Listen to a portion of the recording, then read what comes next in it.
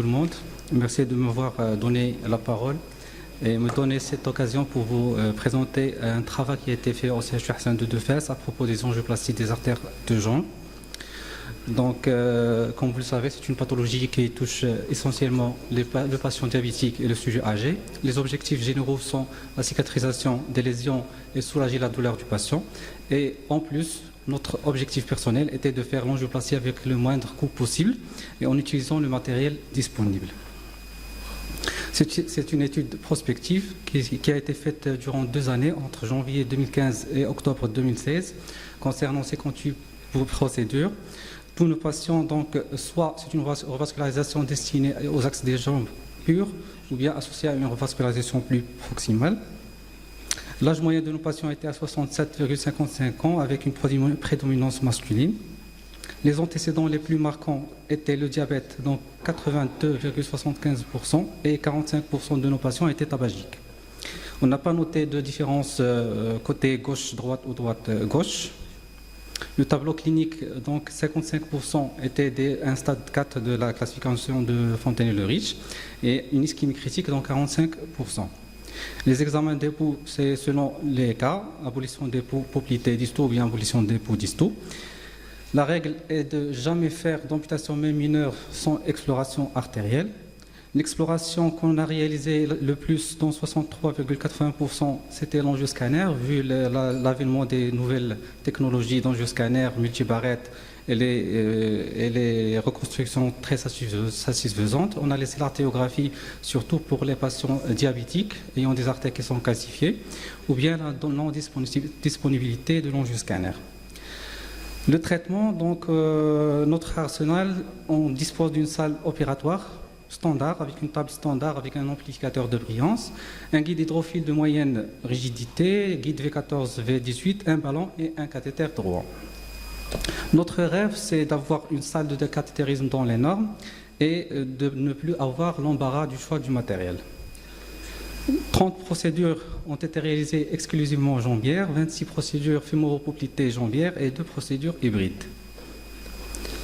On a essayé le plus possible de respecter donc, la théorie des angiosomes, mais tout en essayant bien sûr de récupérer les 3 axes. Donc des exemples, donc c'est un patient donc, qui était en ischémie critique avec une nécrose du gros orteil. L'artériographie sur table trouve une sténose serrée de la poplité rétroarticulaire avec des sténoses étagées de l'artère tibiale postérieure, une occlusion de l'artère fibulaire. On a dilaté et le résultat final. Un autre exemple d'une sténose étagée de l'artère tibiale antérieure qu'on a pu dilater grâce à guide 014, un ballon 2,5 résultat final. Un autre exemple d'une sténose étagée de la terminaison de l'artère tibiale postérieure qu'on a pu récupérer avec un bon arche plantaire. Malheureusement, on n'a pas pu récupérer l'artère pédieuse par manque de guide. Un autre exemple d'une tibia postérieure qui est occluse après recanalisation, résultat final. Un autre exemple aussi d'un patient qui était en ischémie critique avec une occlusion proximale de l'artère tibiale antérieure et une occlusion longue du tronc tibiofibulaire et de l'artère fibulaire. Donc on a recanalisé l'occlusion tibiale antérieure, l'occlusion de l'artère fibulaire avec un ballon 2,5 et le résultat final. Exemple d'une occlusion du tronc fibulaire, dilatation, résultat final et les axes de jambes.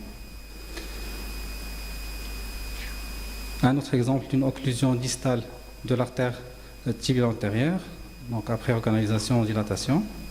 Et dernier exemple d'une procédure hybride, donc un patient qui avait une occlusion fémorale superficielle à son origine avec reprise poplitée sus-articulaire.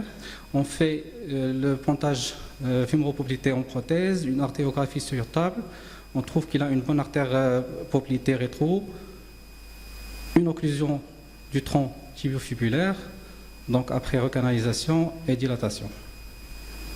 L'évolution de nos patients était en général favorable, avec 11 patients qui n'ont pas bénéficié d'amputation, 28 patients amputation mineure primaire, 12 patients amputation mineure secondaire et 7 patients uniquement qui ont eu la malchance d'avoir une amputation majeure, avec un taux de cicatrisation à 67,24%.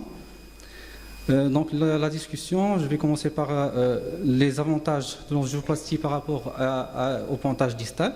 Donc ils sont moins invasifs que la chirurgie ouverte, faibles complications de procédure, mortalité réduite. Elle est très possible chez les patients ayant plusieurs comorbidités chez les sujets âgés. Et une nouvelle angioplastie est possible est faisable chaque fois que c'est possible.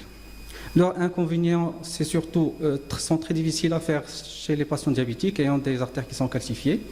Et leur perméabilité à 5 ans est inférieure au pontage distal. Chez les diabétiques, donc, Conte, Xayo et Hall ont rapporté 33,8% de resténose. Et une étude qui a été rapportée par M. Courtois en 2015, qui rapporte un taux de 41% de resténose chez les diabétiques après angioplastie. Il y a d'autres procédures qu'on réalise malheureusement pas chez nous, c'est l'angioplastie sous-intimale, qui est très importante dans la localisation des lésions les plus longues, qui ont montré une perméabilité primaire et secondaire, un sauvetage de membres qui sont satisfaisants. Il y a les autres méthodes, l'angioplastie rétrograde combinée à l'angioplastie antérograde, ce qu'on appelle la téléphérique fémorodistale. Il y a la loupe technique, la technique transcollatérale. Donc, toutes ces techniques ont une indication réservée aux patients graves chez lesquels donc, les taux d'amputation sans revascularisation ou bien après échec de l'angioplastie standard est de 100%. Donc plusieurs études, une étude italienne en 2013 et en 2014 qui ont rapporté un taux de réussite à 96%, mais toujours un recul de 1 mois et 6 mois. On n'a pas de recul après 1 an. Il y a l'avènement aussi des interventions de l'extrême, donc par ponction d'une artère métatarsienne, voire de l'arcade plantaire, et d'entreprendre la recanalisation rétrograde des artères du pied et de la jambe. C'est en cas d'insuccès ou bien impossibilité de l'ensemble des autres procédures. Stenter ou pas les axes de jambes, donc une étude qui a été faite en 2004, les stents de jambes c'est très limité, vu la survenue à long terme d'une hyperplasie intimale et de rosténose intrastinte. Randon et Hall, donc en 2010, ont rapporté qu'il n'y a pas de différence significative après 1 an entre angioplastie simple et stenting primaire. Donc ils ont conclu que le stenting primaire est réservé aux complications de l'angioplastie simple. L'avènement des ballons actifs imprégnés de paclitaxel donc, serait susceptible d'offrir un taux de perméabilité meilleur à distance que celui des ballons nus. Mais il n'existe pas actuellement à ce jour des stents actifs dédiés aux vaisseaux de jambes. Ils sont surtout observés dans des rares études publiées dans la littérature donc, qui ont employé les stents actifs coronaires. Je conclus en disant qu'il ne peut y avoir de dogme pour la stratégie de revascularisation, mais une approche individuelle par patient. Et je vous remercie.